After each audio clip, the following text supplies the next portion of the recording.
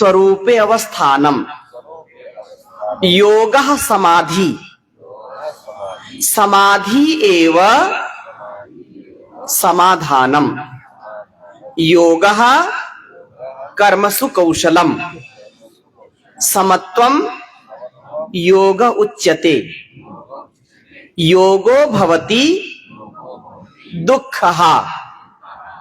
देखो, संसार के सारे रोगों को दूर करने का एक ही उपाय है योग।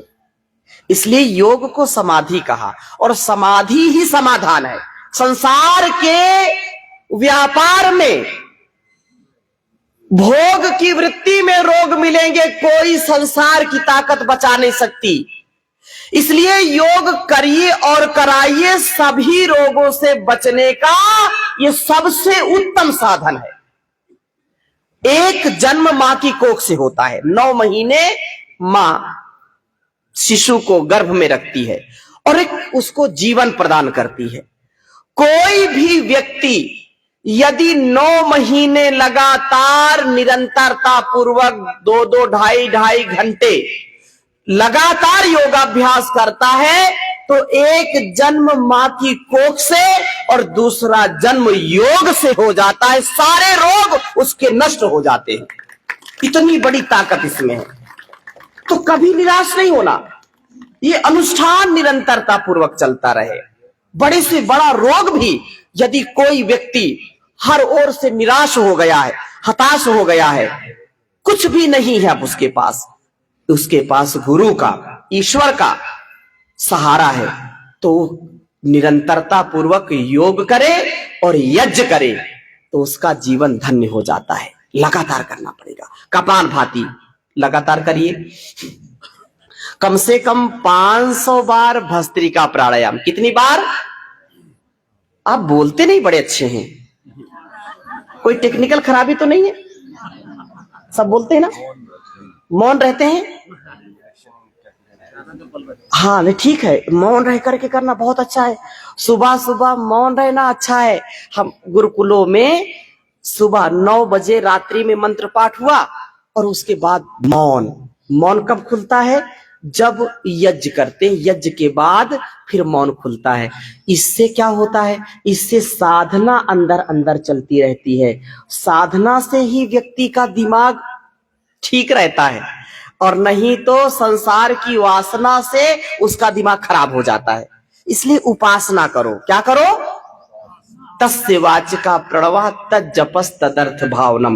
मन ही मन ओंकार का जप करो। कपालभाति करिए और मूल बंद लगा करके मूलेंद्रिय को संकुचित करके कपालभाति किया करें, तो इससे ऊर्ध्वरेता बनेगी, ऊर्ध्वचेता बनेगी। इससे धातु रोग, प्रजनन तंत्र के रोग, मूत्र विकार नहीं होंगे।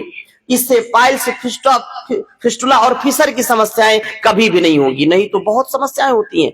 बिल्कुल व्यक्ति जीर्ण शीर्ण हो जाता है, तेज क्षीण हो जाता है, आंखों से रोशनी कम हो जाती है, झुर्रियां पड़ जाती है चेहरे पर।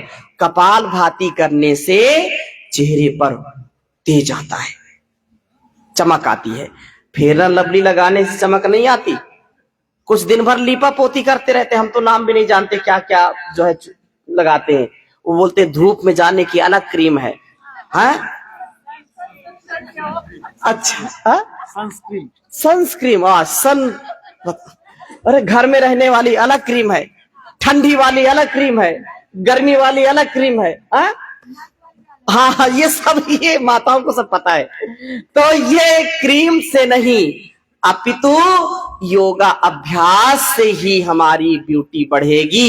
Internal external beauty with divine duty with yoga duty. So every day do yoga, do kapalbhati and achieve divine beauty. ये बहुत दिव्य सुंदरता है, मन की भी सुंदरता, तन की भी सुंदरता। ये बहुत ही अच्छा है अभ्यास कपालभाति। इससे किडनी, लीवर, आंतें, हार्ट, लंग्स, इससे एक एक कोशिका जहां जो रक्त संचार जहां बाधित होता है वो भी दूर होता है।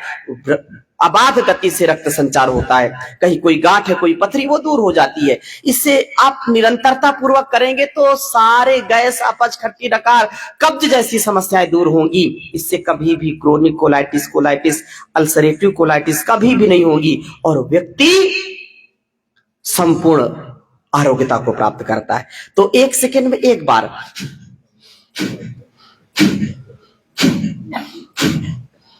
1 मिनट में 60 बार और 5 मिनट में 300 बार का अभ्यास, ये सामान्य गति से। और कोई जो रोज अभ्यास करते हैं तो ज्यादा कर सकते हैं, लेकिन सामान्य गति से कम इसको 1000 बार करना। कितना करना है?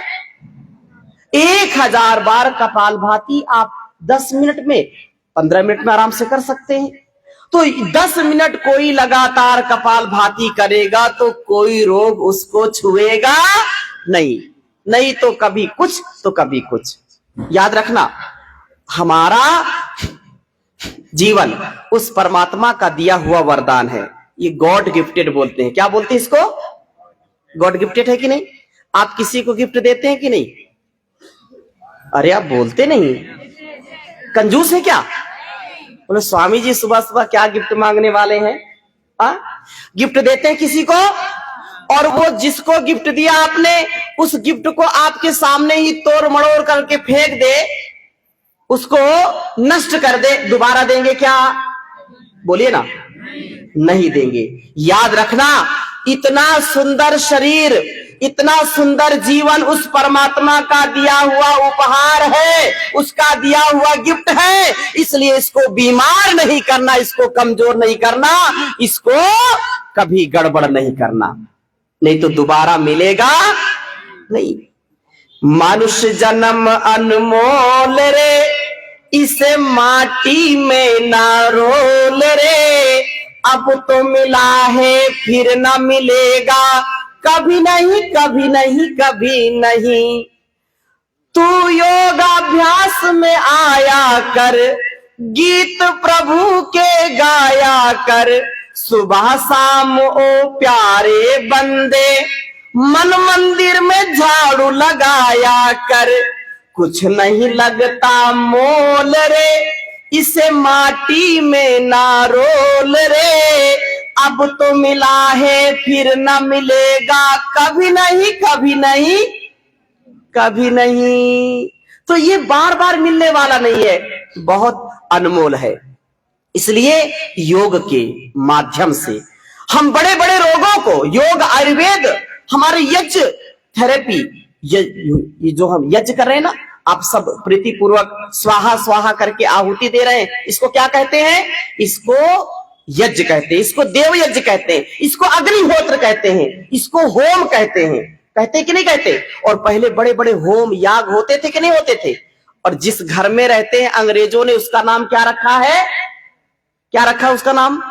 होम रखा है। अंग्रेजों ने तो जान लिया कि जिस घर में रोज सुबह शाम होम होता है वही होम है, और हम भूल गए।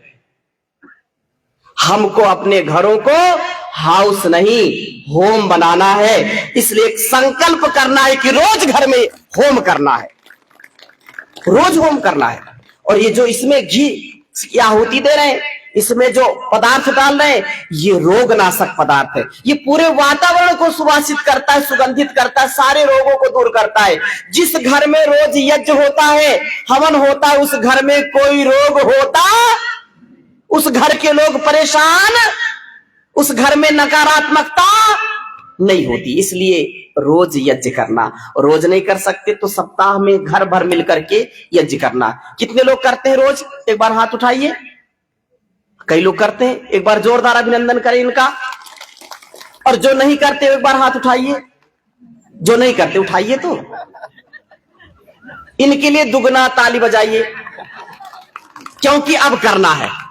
अगर घर को स्वर्ग बनाना चाहते हैं तो रोज घर में यज्ञ करिए। ये नैनो टेक्नोलॉजी है, ये नैनो साइंस है, ये कोई आडंबर नहीं है। इसमें जो हम डालते हैं उसका हजारों गुना उसका लाभ पूरे संसार को मिलता है। यहां आहुति सुगंध आ रही कि नहीं आ रही? और ये जो है मेडिकेटेड एयर है। क्या है ये? Medicated air. जो औषधियां इसमें डालते हैं उसी का क्वाथ पीते हैं, उसी की बटी बना के खाते हैं। खाते कि नहीं खाते? और उसी को जब हम आहुति दे देते हैं तो वो हजारों गुना एक उदाहरण बताता हूं। कपालभाति करते रहिए, बातों को सुनते रहिए और एक्यूप्रेशर के साथ कपालभाति करिए। ऐसे जिनको आंतों की समस्या है, लीवर की समस्या ऐसे दबाइए, जिनको थायराइड की समस्या है यहां दबाइए, जिनको आंखों की समस्या यहां, कानों की समस्या यहां, प्रजनन तंत्र, धातु रोग, यौन रोग है तो यहां, मूत्र विकार है तो यहां। और कपालभाति करते करते ही 10 मिनट करते करते आपको अत्यंत लाभ मिलेगा। ऐसे लगातार इसको दबाते जाइए। तो ये जो नैनो टेक्नोलॉजी है ना, जैसे हम इतने सैकड़ों लोग यहां बैठे हुए हैं, इसमें कोई एक सूखी मिर्च डाल दे, कोई सूखी मिर्च एक डाल दे तो यहां बैठ पाएंगे क्या? बोलिए ना। हाँ, नहीं बैठ सकते ना। सबको आंसू आएंगे, छींके आएंगी कि नहीं आएंगी? एक मिर्च यदि कहा जाए कि इसको सबको बांट दो, कैसे बांटोगे? एक मिर्च है आपके पास है और इतने लोग हम बैठे हैं और हम बोल दे इसको बांट के आओ सबको, कैसे बांटोगे आप? हाँ, अगर उसकी चटनी भी बनाओगे, उसको पीस करके बांट तो भी सबको होगा नहीं। लेकिन अगर उसको इसमें डाल दिया तो एक मिर्च हजारों मिर्च का रूप लेकर के सबको बराबर प्रसाद देती है। देती कि नहीं देती? ऐसे एक चम्मच कोई घी खाए तो उसी को लाभ मिलेगा। और एक चम्मच घी यदि अग्नि में डालते हैं तो एक चम्मच नहीं, वो हजारों चम्मच हो जाती है, सैकड़ों चम्मच हो जाती है, वो पूरे वातावरण को वो शुद्ध करता है। इसलिए रोज यज्ञ करिए और आहार पर नियंत्रण रखिए। आहार हमारा सबसे बड़ा उपचार है। पहले तो योग है, तो मेरे साथ बोलिए, आवात वाही भेषजम, विवात वाही यद्रपाः, त्वं हि विश्व भेषजो देवानां दूतयसे, प्राणस्थितं वसे सर्वं त्रिदिवि यत् प्रतिष्ठितं, मातेव पुत्रान् रक्षस्व, श्रीश्च प्रजां च विदेहिनैति। देखो, ये प्राण की शक्ति सबसे बड़ी औषधि है। तीनों लोकों में जो कुछ भी हम देख रहे हैं वो प्राण की शक्ति से चलता है। इसलिए प्राण को कहा कि जैसे माता अपने बच्चों की रक्षा करती है, वैसे प्राणायाम करने वाला व्यक्ति प्राणायाम से रक्षित होता है, उसका कभी बाल बांका हो नहीं सकता है। इसलिए प्राणायाम बहुत अनिवार्य है। प्राण शक्ति अत्यंत। भगवान योगेश्वर श्री कृष्ण कहते हैं, योगस्था कुरु कर्माणि संगम त्यक्त्वा धनंजय सिद्ध सिद्ध्यो समो भूत्वा समत्वम योग उच्यते, बुद्धि युक्तो जहाति उभे सुकृत दुष्कृते, तस्माद् योगाय युज्यस्व, योगः कर्मसु कौशलम, युक्ताहार विहारस्य युक्त चेष्टस्य कर्मसु, युक्त स्वप्नावबोधस्य योगो भवति दुःखः। युक्त आहार विहार विचार से हमारा शरीर, घर परिवार, संसार सब स्वस्थ रहता है। तो ऐसे रोज कपालभाति, बाह्य प्राणायाम त्रिबंध के साथ मूल बंध, उड्डयन बंध, जालंधर बंध, उज्जाई प्राणायाम, अनुलोम विलोम, भ्रामरी, उद्गीत, ये 8 प्राणायाम जो अत्यंत ही हमारे लिए कल्याणकारी हैं, इनको जरूर करना है। और यहां कहां पर हूं? इंदापुर में। अच्छा, तो ये जैसे मैंने कहा, ये तो पवित्र भूमि है, ये तीर्थ स्थल है, ये तीर्थ क्षेत्र है। वीर शिरोमणि छत्रपति शिवाजी महाराज के दादा जी जो मालोजी राजे भोसले, इनकी समाधि स्थल है। यहां से कितनी दूर पर है? 5 मिनट। हाँ, तो हम चलेंगे, दर्शन के लिए भी चलेंगे। तो हम अपने ऋषि ऋषिकाओं के जैसे जीवन को जिए। गहरे श्वासों को भरिए, छोड़िए।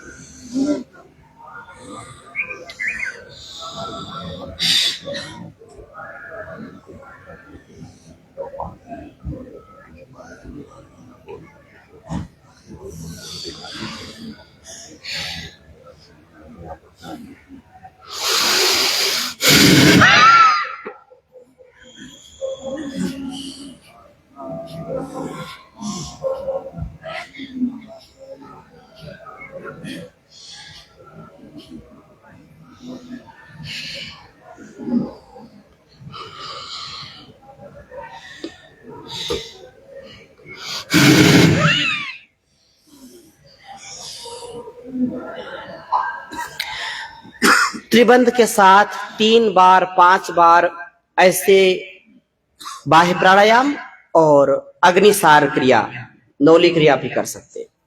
फिर उज्जाई प्राणायाम थायराइड के लिए, टांसिल के लिए, गले के रोगों के लिए।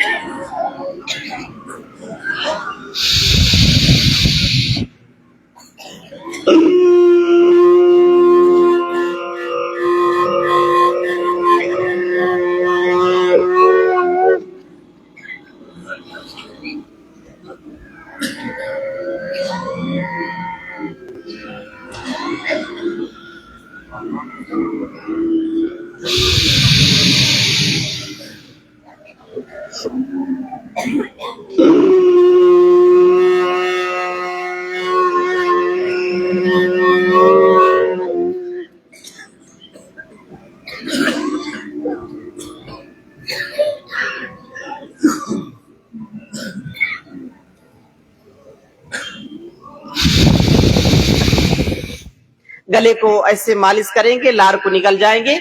ये 3 बार 5 बार 11 बार उज्जाई प्राणायाम किया करें तो गला इससे अच्छा रहेगा। जो खांसी आती है करने में, उससे घबराए नहीं। कभी कभी जो विकार होता है उसके कारण खांसी आती है, फिर कुछ लोग डर जाते हैं, अरे खांसी आ जाएगी, इसलिए वो फिर दूसरे प्रकार से करते।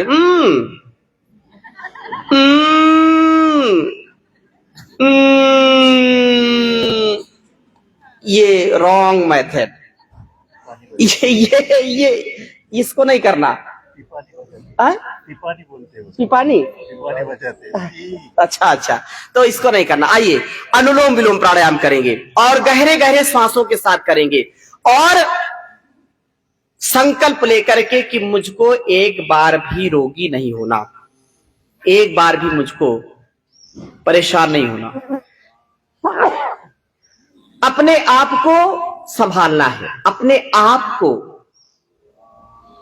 समाधान की ओर लेके जाना है और आहार पर नियंत्रण रखना। आहार और विचार, ये 2 हमारे लिए उपचार हैं। आहार के विषय में जैसा आहार होगा वैसा विचार आएगा। तो एक बार खाए योगी, बोलिए, एक बार खाए, 2 बार खाए भोगी और 3 बार खाए रोगी। और जो 4 बार खाए उसकी दशा क्या होगी? वो महारोगी है, वो उसका कोई जल्दी ही टिकट कटेगा। इसलिए एक भुक्तम सदारोग्यम, द्विभुक्तम बलवर्धनम, त्रिभुक्तम सदा रोगम, चतुर्भुक्तम तुमारकम। 4 बार खाने वाला व्यक्ति, बार बार खाने वाला व्यक्ति जल्दी ही विदा हो जाता है। इसलिए एक भुक्तम सदा आरोग्यम। अब जैसे बहुत वर्क करते हैं, मेहनत करते हैं, 2 बार खाइए। और रोगों से बचना है तो कम से कम आप जो मैदा से बनी चीजें हैं, चीनी से बनी चीजें हैं, ज्यादा तले भुने, जिससे पूरा डाइजेस्टिव सिस्टम वीक हो जाता है। और बहुत ज्यादा चटोरे कुछ लोग हो जाते हैं, चटोरा बोलते हैं ना, खादाड़ है, हाँ, खौहड़, खादाड़, अलग अलग प्रांतों में अलग अलग प्रकार से बोलते हैं।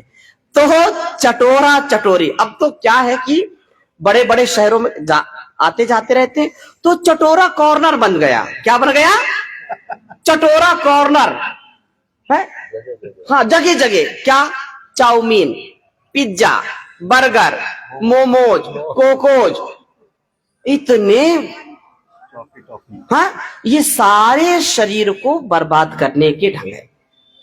घर में शुद्ध आहार हमारे जीवन का आधार है। घर में जो भी रूखा सूखा मिले उससे अच्छा बड़ा कोई व्यंजन नहीं हो सकता है, उससे शुद्ध कोई हो नहीं सकता है। इसलिए अपने घर का आहार, दूध दही मक्खन मलाई और जो फल फूल कंद मूल है, उससे अच्छा कुछ नहीं। मोटे अनाज का प्रयोग करिए, मिलेट्स का प्रयोग करिए, रोगों को दूर करने का उत्तम उपाय। हमारे सब पूर्वज मोटे अनाज खाते थे कि नहीं, बोलिए ना। अब क्या है, ऐसे प्रचार आते हैं बिल्कुल वो रोटी कैसी कौन सी ये चपाती ने उसका बाजरी ज्वारी वो दूसरी नहीं, वो प्रचार करते हैं ना, अलग अलग आटे आते हैं ना विदेशी और पता नहीं क्या। Burger burger. हाँ, तो जितना अब क्या है, देखने में अच्छा लगे लोगों को, खाने में अच्छा लगे, तो उससे बीमारी बढ़ती। याद रखना, जो चीज देखने में अच्छी है, मैदे वाली वड़ा पाव और सड़ा सड़ा पता नहीं क्या क्या खाते रहते हैं। घर में जो चीज बनाइए वो सबसे उत्तम है। आप घर की चीज को सबसे बड़ा अमृत समझो। याद रखना कि जो फास्ट फूड है ना, जंक फूड है, ये कैंसर को बढ़ाने वाले हैं, ये रोगों को बढ़ाने वाले हैं, ये किडनी लीवर को खराब करने वाले हैं, आंतों को खराब करने वाले हैं। इसलिए इनसे बचना है और सात्विक आहार लेना है। सात्विक आहार से व्यक्ति का सात्विक विचार आता है। जैसा खाएंगे अन्न वैसा हो जाएगा मन, और जैसा पिएंगे पानी वैसी हो जाएगी वाणी। इसलिए पानी और वाणी दोनों अच्छी होनी चाहिए, आहार अच्छा होना चाहिए, विचार अच्छा होना चाहिए।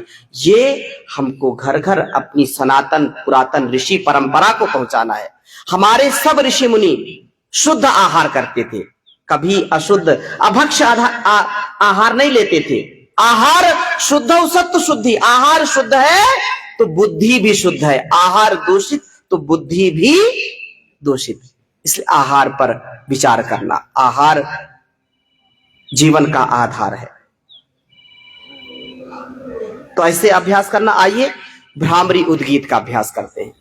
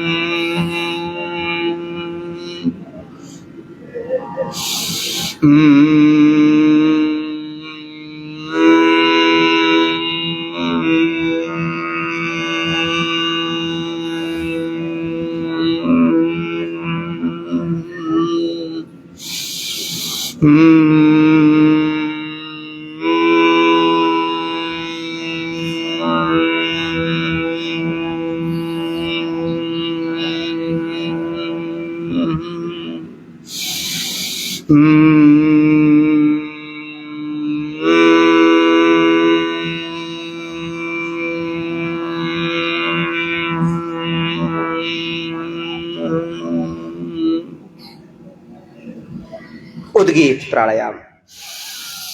ओ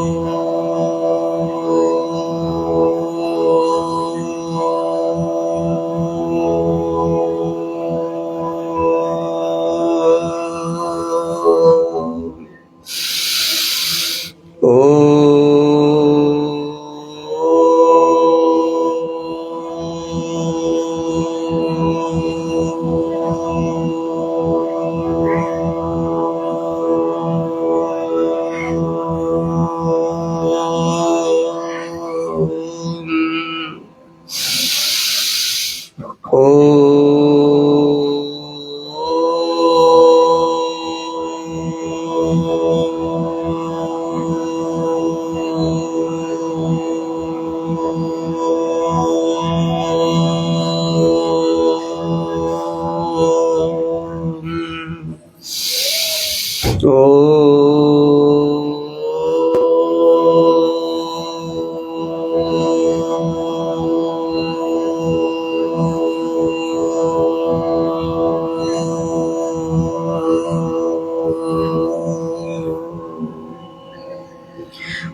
हो जाएंगे, पूर्ण शांत। आज्ञा चक्र पर ध्यान को केंद्रित करते हुए मन को शांत करेंगे। ध्यानम निर्विषयम मनः अरागोपहतिर्ध्यानम तत्र प्रतीकतानता ध्यानम। हे प्रभु, हे परमपिता परमेश्वर, आप मुझको देख सुन जान रहे हैं। आपका आशीर्वाद, आपकी प्रेरणा, आपकी कृपा सदा मेरे ऊपर बनी रहे। सिया राम मैं सब जग जानी, वासुदेव सर्वम ईशावास्यमिदं सर्वम। हे प्रभु, कण कण में आप ही विद्यमान हैं।